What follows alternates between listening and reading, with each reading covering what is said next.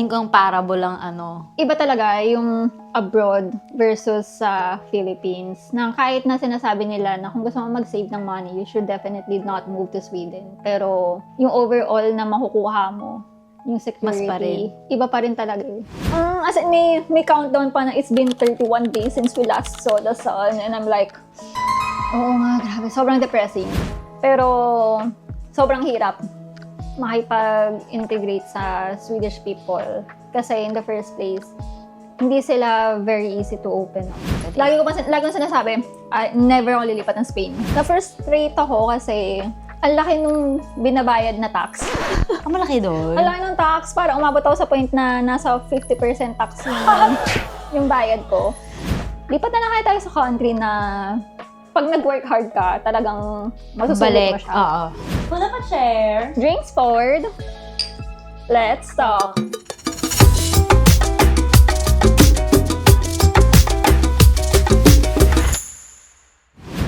So, sobrang laki. Tapos, ano pa, hindi ko alam kung meron din dito sa Spain, pero kasi sa Sweden na if you go on vacation, you get paid more. Ay, hindi. Parang wala. Wala dito. So, yun, parang pag nagbabakasyon ka kasi, mas encouraged din na mag-travel ka outside Sweden dahil nga sobrang mahal sa Sweden. So, incentive nila na kailangan mo talaga i-take yung vacation mo kasi you get paid more. Like, maliit lang naman, pero mas malaki yung percentage lang na makukuha mo kapag ka nag-BBL ka. But still, incentive is incentive. Oo. Di ba? Pero, ang difference niya sa Philippines kasi meron tayong 15 days na sick leave. Pero, sa Europe, in general, Wala. walang count. Kasi paano mo naman mabibilang na 15 days ka lang Magkakasakit in a year. Di ba parang galing mo naman, predict mo yun. Pero, ang disadvantage is, sa first day na magsisick leave ka, unpaid. Doon. Oo. Dito okay. ba? Hindi. 80%? Wala. Talaga? Sick leave? Hindi nga Oo. nagpapaalam na sick leave. Well, sasabihin mo lang na hindi ako papasok. Ganun. Talaga? Iba siya sa baha. Yung baha parang may period. Hindi pa ako nagbabaha ever. So, parang may period siya. Tapos kapag ka na-reach mo na yung period na yun, parang madidecrease siya to 80% yata. Ganyan. Tapos nababawasan siya ng nababawasan. Ganun. Pero hindi ako masyadong familiar. Sa Sweden, ganun. Unpaid ka sa first day na magsisick leave ka. So, sobrang bihira yung... Hindi, pero kunyari, may sakit ka lang tomorrow. Ganun. Unpaid yun. O, pag hindi ka pumasok talaga. Pag nag-sick leave ka. Okay. So, mas okay pa na kung mag-sick leave ka, tuloy-tuloy mo siya. Kasi unpaid eh. Tapos, ang weird nga kasi yung tawag nila, Karen's dog. So, Karen's dog. dog kasi yung day. So, Okay. mahal kapag ka nag-sick leave ka ng one day, na paisa-isa, na parang for them kasi, if you're not feeling good about working during the day, take a break. Oo.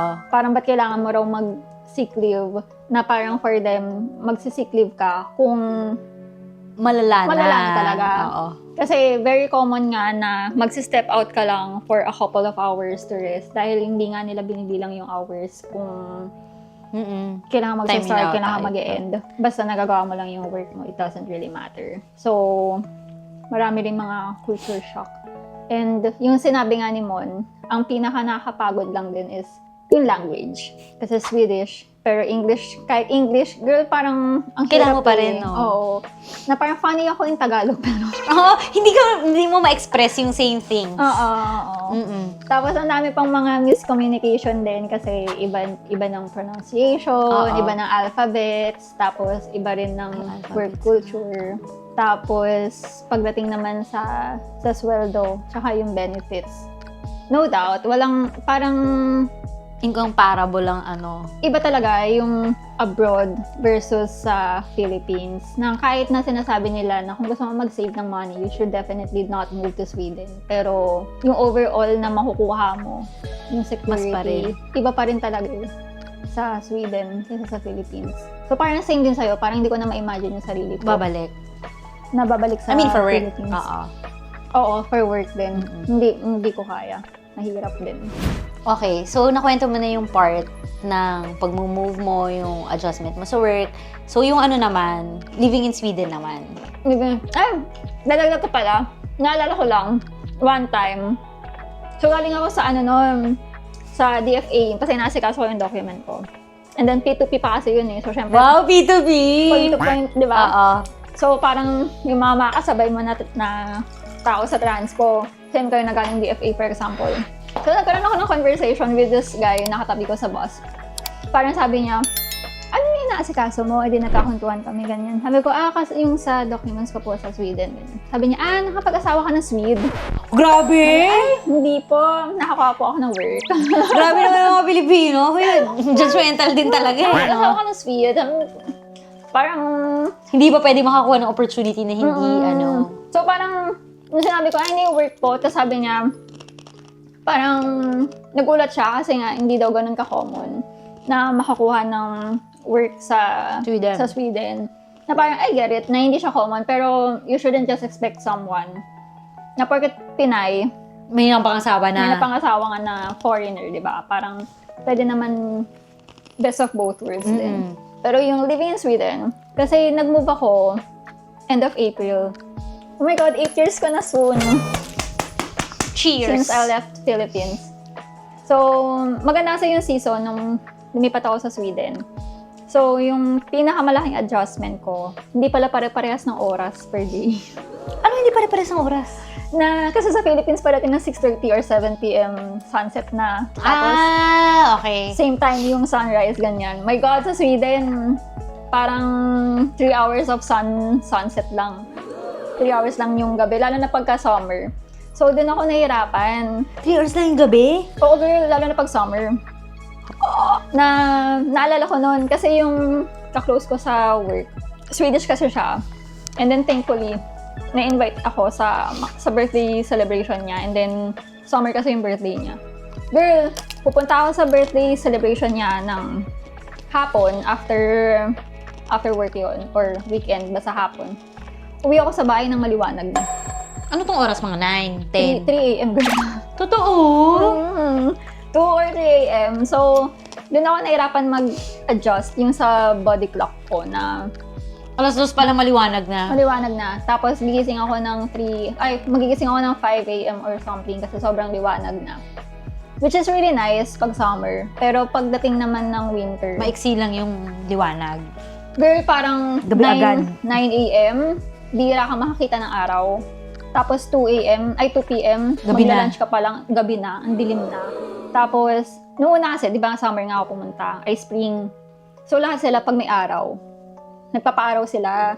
So, parang ako, Bakit? bakit? Hindi ko gets. Parang, ayoko mahinitan. Okay. Tapos, nagtataka ako, pagdating nung winter na, nung autumn, winter, girl, wala akong araw na nakikita. Oh my God, kaya pala naiintindihan mo na sila, kaya pala. As in, may countdown pa na it's been 31 days since we last saw the sun. And I'm like, oo nga, grabe. Sobrang depressing. Legit, dun ko Yung natutunan. SAD talaga, totoo. Legit yung SAD na tipong meron silang mga artificial sunlight na dahil yung factor pala nung araw sa mental health ng mga tao. No wonder sobrang happy ng mga Filipinos kasi lagi tayong May araw. Pero sa ganun, kailangan mo talaga mag-vitamin D. Parang nahirapan ako mag-adjust kasi sinasabi sa mga co-worker ko, bakit ganun ka-lunch lang natin? Pero parang feeling Gabi ko, na, matulog na. Oo, parang feeling ko dinner na kaagad. Tapos, yun, nag-advise sila na kailangan mo ng artificial sunlight, ng vitamin D.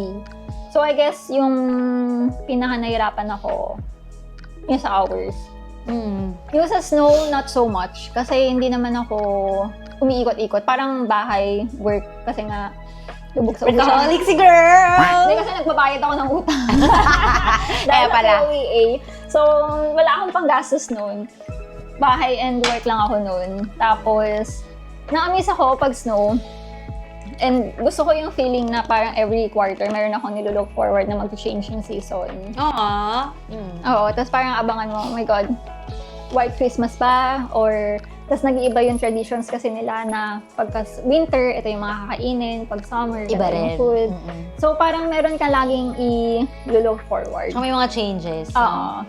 And syempre, may mga struggles din, like yung pag-integrate sa society kasi Swedish people are mostly tight na mahirap makapasok sa circle nila. So parang Catalan Parang dito din ng daw Catalan. na exclusive. Oo. Na parang kung gusto mo makapasok sa circle, dapat nag-aral ka ng kinder dito. Okay. So impossible na talaga kung... Oo. So kaya sobrang thankful ako na yung Swedish coworker ko, very open siya na in-introduce na ako sa Swedish friends niya na kilala niya nung grade school pa lang. So sobrang nasad talaga ako nung lumipat siya ng outside ng Sweden kasi nawalan ako ng mga Swedish friends. Pero sobrang hirap makipag-integrate sa Swedish people kasi in the first place, hindi sila very easy to open up. Okay. Pag nakilala ka nila. They won't even start a small talk. Ay, hindi uso ang small talk. Ay girl, hindi. Kaya sobrang... Gulat ka dito. Oo, gulat ako dito. Tuwan-tuwa talaga ako sa Sweden kasi parang... Hindi mag-uusap. You're on your own. Pero yun nga, parang nagkaroon ako ng social anxiety na, kailangan ko makipag-usap sa mga tao. So, may joke nga kami na paglalabas kami. Akala ko yung una joke-joke lang pero ginagawa rin namin ni Miguel na paglalabas kami. Kasi sinisilip namin kung may tao sa labas. Para wala kayong kakausapin. Oo. Para wala kayong makasalubong kasi parang awkward kapag makikipag-usap ka.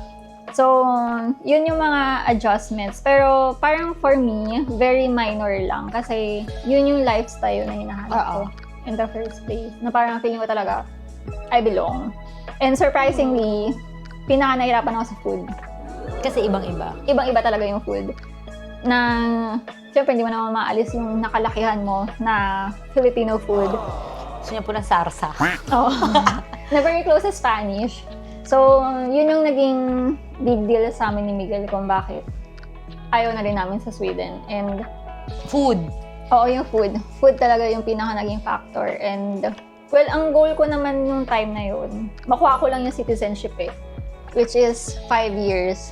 Tapos, nagkataon lang din na naghihigpit sila ng policy para dun sa mga taong nagbabayad ng taxes.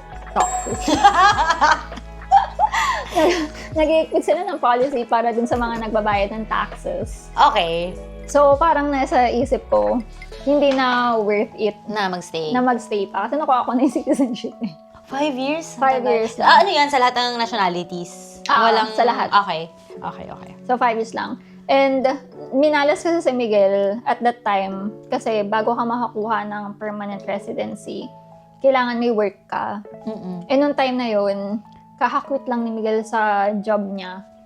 Kasi iba parang na-profile siya sa racism. Parang, Grabe! oo, parang inano siya pinrofile siya na kailangan niyang mag-report every time na magsisick leave siya. And sinabi ng union na yung ganong type of reporting is mostly para sa mga employees na hinihinala nila na nagda-drugs. So, naapektuhan si Miguel doon. And so, nag-resign siya. Tapos, wala siyang job. So, by the time na mag-apply dapat siya ng permanent residency, nakakuha lang siya ng extension for 2 years.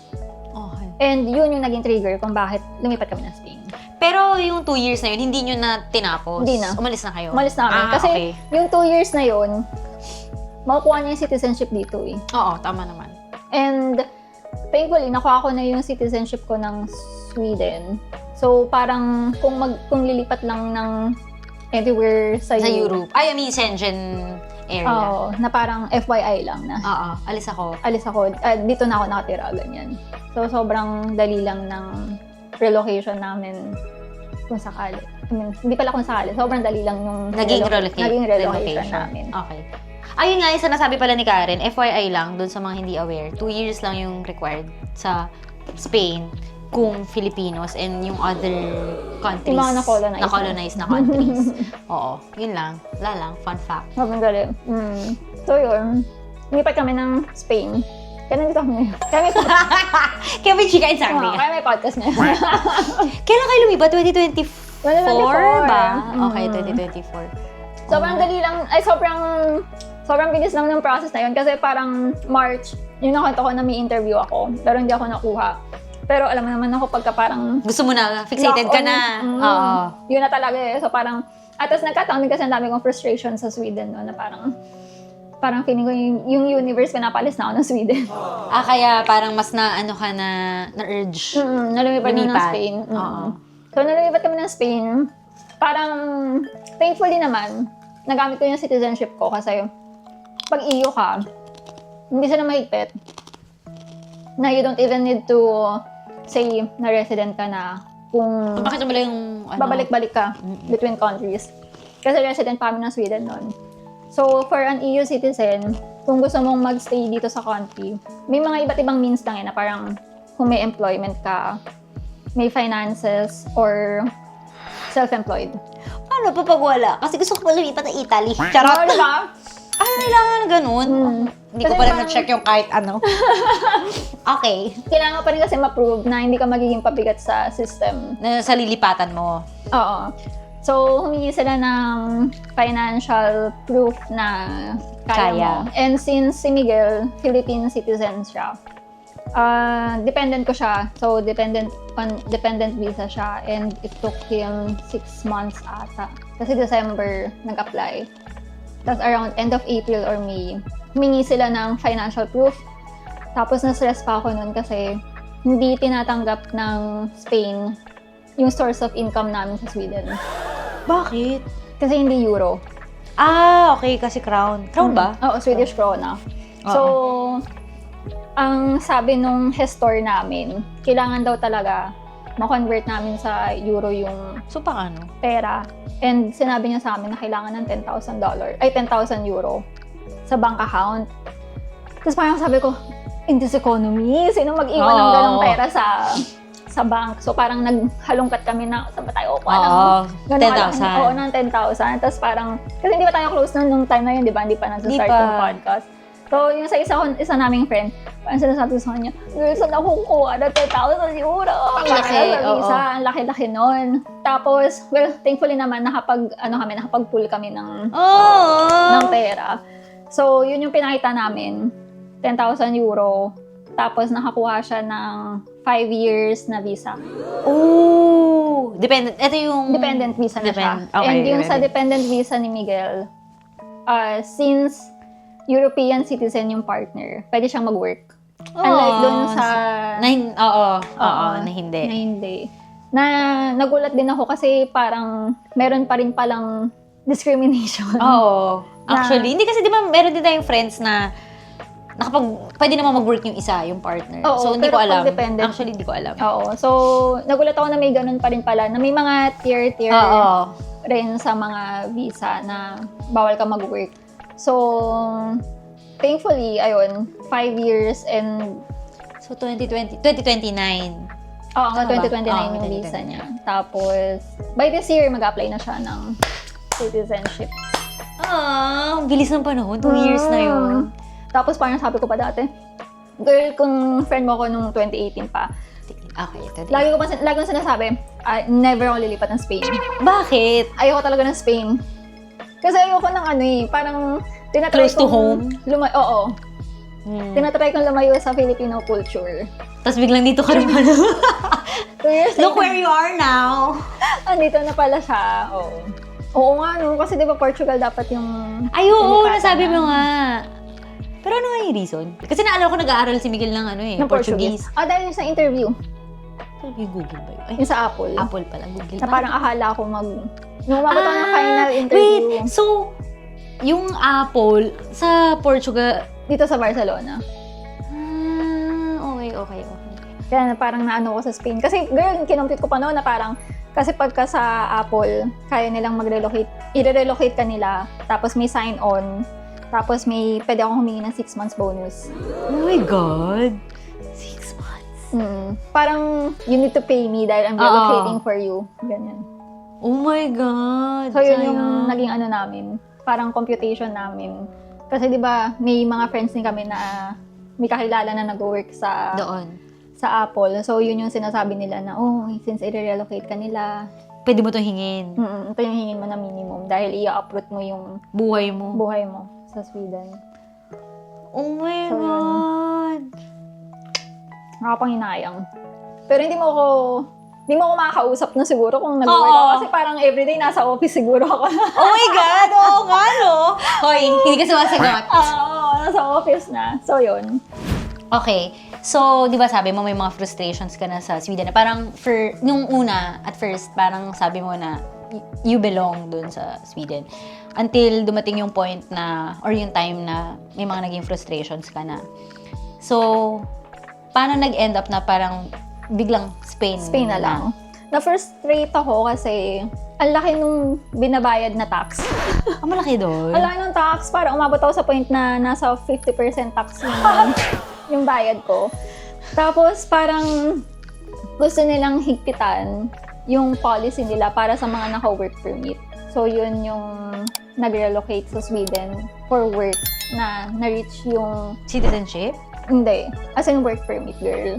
Na kahit na makita lang nila na may typo or something, i-reject na lang yung visa mo, tapos goodbye Sweden na. Umabot sa point na ganun. Tapos parang na-unfairan pa ako kasi dun sa mga tao na nagko-contribute sa society, bakit sila yung pinapahirap? Oo, parang sila pa yung nagsasuffer, ganyan. Oo. Na parang, sige na nga, I'm burning 50% of my salary na pambayad sa tax para ma-provide lang yung... Kasi nga yung sa Sweden is hindi siya capitalism, socialism siya. So parang you gotta help people Yun who sa are... iba, oo. Oo. So parang sabi ko, paano kami? Paano kami yung mga kailangan? Di dami ng tulong, di ba? Kuba na kami sa pagtatrabaho. Oo, na parang why do we need to work harder to be able to provide for people na hindi naman willing to contribute to the society? So parang nasa isip ko, ito ba talaga yung Gusto mo? world or environment na gusto ko?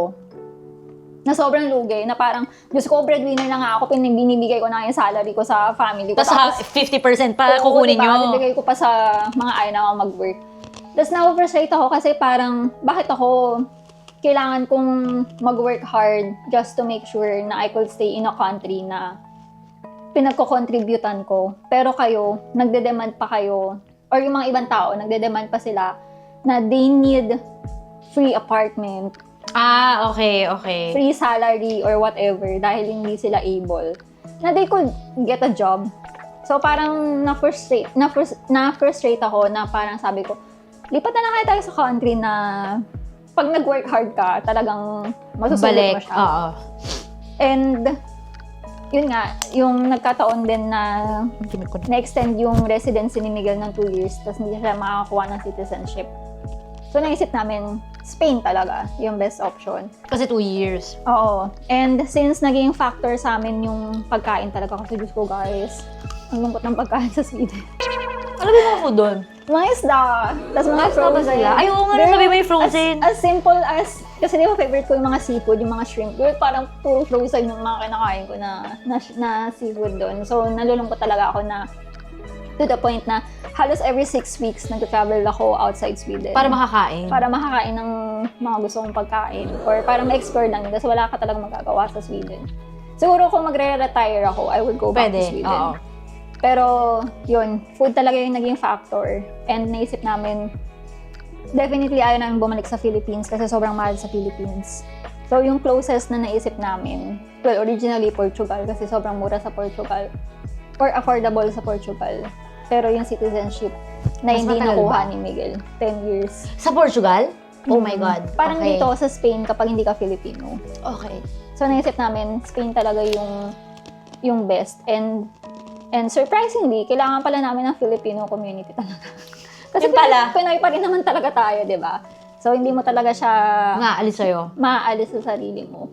So, Spain, we ended up living in Spain. And syempre, may mga frustrations din kasi hindi ka naman talaga...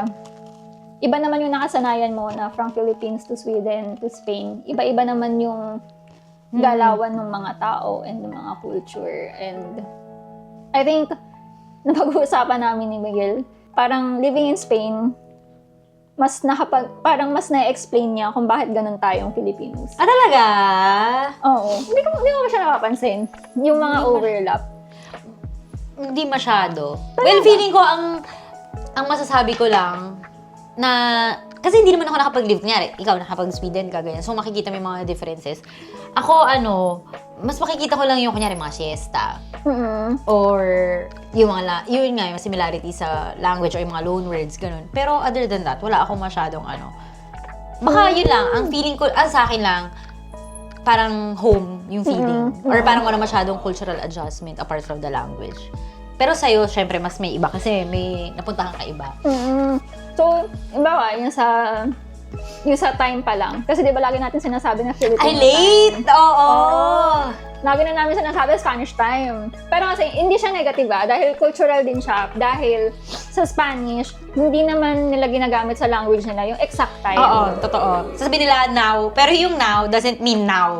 So parang ang usapan nila is by the hour. Oo. So pag sinabi mo na alas 8, kahit 8:50 pa yan, 8:40, it's still 8 o'clock. Oo. So technically, for other cultures, German. late siya. Kasi, Oo. yung mga Nordic or mga Nordic. nasa northern areas. Pag sinabi mong 8, syempre nasa isip namin, 8 talaga. 8 talaga. Na parang pag dumating kami ng 8, late kami. Pero dito kasi, nasa language nila, na basta alas 8. Yun. Kahit Yun. saan, 8:01 to 8:59, pasok ka. So, hindi mo din siya masasabi na, ba yan, late sila. Kasi, in the first place, yun naman talaga yung translation ng language nila eh. Kahit as simple as mañana nga lang, nagkakalituhan kami.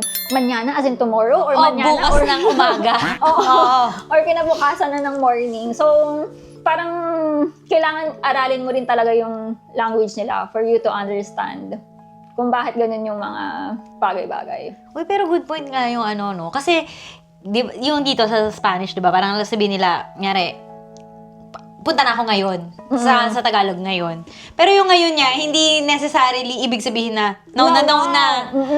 Yung now niya, yung ngayon niya, parang 30 minutes pa, 1 hour pa, na parang ikaw, anong oras ba? Na hindi pa natatapos yung, hindi pa bukas eh. Kaya now pa yun. Oo nga, no? Oo nga. So, nasa language, kasi parang tinatry din namin iintindihin na ano Bakit ba yung mga ganon? culture na na-pick up ng Filipinos sa Spanish. So, ngayon, sabi ni Miguel, hindi na Filipino time sasabihin ko. Spanish time. na. Kasi nga, nasa language naman siya. And, aminado naman yung Spain. Na late talaga. Hindi naman sila late talaga, pero ganun lang talaga yung Oo. intindi ng language nila. So, parang that's something na you need to adjust to. So, siguro tangent lang din. Nung na-accident ako. So, Ay, sa ski! Okay. Hindi pa tayo close niyan. So, merong nurse na ipapadala sa bahay everyday para turuan kami kung paano yung injection. Tapos, ang sinabi nila, they're gonna come in the morning. So, yung morning from... Girl, sabi ko, Anong oras na? Alas 12 na. Wala pa yung... Wala pa rin. Tapos, kachat ko yung friend ko, si Melanie, sabi niya, it's until 2, morning is until 2 p.m. Kasi nga 2 p.m. pa yung magla-lunch. So, pwede pa. Oo, so sakto naman, dumating siya ng mga 1:30. So, parang yung dun pa lang, kailangan mo na kagad na May adjustment na siya. Or understanding din. kailangan ka na mag-prepare. Sa Sweden kasi, very opposite. Pag sinabi mong ganitong, Oo, girl. Sa Sweden, kailangan mong planuhin kagad lahat ng mga gagawin mo. 1 month in advance. yung nga sabi mo, di ba, parang bubuk, ahead of time lahat. Na parang, Hindi pwede same day. gusto mo maging impulsive, you gotta pay more. Kasi hindi ka nagplano ng maayos. So, naalala ko yung isang adjustment ko. Birthday celebration namin ni Miguel. So, nasanay kami na 1 month in advance or maybe even 6 weeks in advance. Magsasabi kami na, hi guys, gusto namin Mag-birthday ako ma-celebrate. kami. Ganyan, please save the date. Tapos sabi ng friends namin, walang aga pa. Bakit ka nagsasabi na? Paano nila malalaman kung ano yung gagawin nila? Sa araw na yun. 1 month from now. Para magsabi ka a week before. So, yun yung mga adjustment namin ni Miguel na dito, parang mas maluwag yung time. Oo. Compare sa Sweden na very structured lahat na gusto mong magpagupit ng buhok, kailangan... Scheduled. Planado yan. Gusto mong lumabas tayo, kailangan natin magpa-reserve or kailangan mong mag-save ng date sa calendar ko. So parang, siya magkabilang dulo. Extremes, oo. Extreme siya. So parang nahirapan kami maghanap ng middle ground. Pero kasi, hindi siya good, hindi rin siya bad, but it's more on cultural. So, yun yung laging sinasabi kay Mon na, hindi pa ako sanay sa gantong culture. Pero it doesn't mean na negative siya, it doesn't mean na positive siya, but it's something na, I-adjust pa. something I needed to adjust. Kasi ako yung lumipat dito eh. So, pero overall, masaya naman. Kailangan ko lang din matuto yung language para makapag-socialize. Yun talaga, language talaga. Hintayin yung magsalita si Mon. Ay, nako! Hindi Spanish. yan mangyayari. Charot! Gusto niyo ba? Sa isang episode namin, Spanish yung pinag-uusapan na. Bye! So, sinasabi mo yung mga parang Hindi naman siya good or bad. Yun, more of adjustment lang on your part. So, ano yung mga, para maging specific, yung mga good and bad na observations mo dito, na pwede mo siyang either i-compare sa Sweden or pwede sa Philippines? So, in general, yung mga bagay na hindi mo iisipin dapat. Iniisip mo dito? Iniisip ko dito. Sobrang na-take for granted namin yung living in Sweden. Kasi in the first place, I would say nabore ako sa Sweden. Kasi predictable, sobrang... Alam mo na lahat. Ganyan. Sobrang chill talaga lahat. Pero pagdating sa Spain, my God. Unpredictable. Literal pala na Yung hard unpredictable. mode yung life namin. So, yung, for example, anything related sa administration, sa mga errands, yung day-to-day life lang in general. Sa Sweden kasi, may tinatawag kasi kami na bank ID. Ano yun? So, yun yung parang digital certificate dito. Okay. Na anything that you need to do online, kailangan mong pumirma, kailangan mong makipag-usap, kailangan mong mag-sign ng contract, kailangan ma-prove yung identity. Bank ID lang. Pero dito, Diyos ko, kailangan Depende. Physical appearance, kailangan mag-install ng software para ma-install, para lang pumirma. Tapos kailangan magsabit ng mga document. Tapos, yung recent conversation namin ni Mon, yung sa taxes. Kasi sa Sweden, parang ipapadala lang nila sa amin na, Ito yung tax mo na kailangan bayaran. ito yung computation Oo. namin na ito yung taxes, ito yung nabayaran mo, ito yung kailangan mong bayaran. Do you agree or not? So, pag nag-agree kami, Babayaran mo na. sa-sign lang kami. Girl, hindi kami nagbabayad. Ay, talaga? Happy kami lagi kapag tax season. Kasi laging sobra yung bayad namin. Okay. So, lagi kami may extra money kapag tax Dito season. hindi ka magkakaroon ng extra money. Dito nagulat ako kay Mon. So, inaayos ko yung taxes ko dito. Sabi ko, girl, mag-fill out ako. Oo nga. Sabi ko, may part na ipupull, pero may questionnaire. So, parang nasip ko, teka lang, connected yung security number, yung tax ID. Tapos ang dami-dami mo pang number na kailangan isipin. Tapos pati yung mga employment details kailangan i-fill out. So parang ako, oh my God, kailangan, parang yung mental load na kailangan mong isipin. Tumataas. Nandito talaga lahat na kailangan mong isipin lahat. Pero sa Sweden, na-take for granted talaga namin na wala kaming kailangan isipin kasi they can just pull the data. And then... Yun na yun. Automatic yun. na. Oo, alam na nila lahat. Tapos, for example, yung isa pang big issue ko kay Mon, or big issue ko na sinasabi ko kay Mon. Wala ko, bibigyan na siya sa akin. Big issue Sandali. Okay. na sinasabi ko kay Mon, electricity, rent, lahat. Sabi ko, girl, never ako nagbayad ng 30 euro sa Sweden para sa electricity and sa internet namin. Parang 15 euro lang ang sama na ng loob ko. Pero dito, Diyos ko, Inaabot ka ng magkano. yung utilities namin parang 30 euro na ata or... Ay, hindi pala 30, 300. 300, oo nga, times 10. Nag-times 10 kami.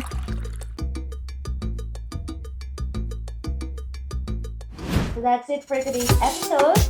We hope na gustuhan niyo yung episode for today and sana na-inspire namin kayo to move abroad. So, hopefully, we'll see you here in Spain. Yes, and please don't forget to like, share, and subscribe sa Chica and Sangria! Bye!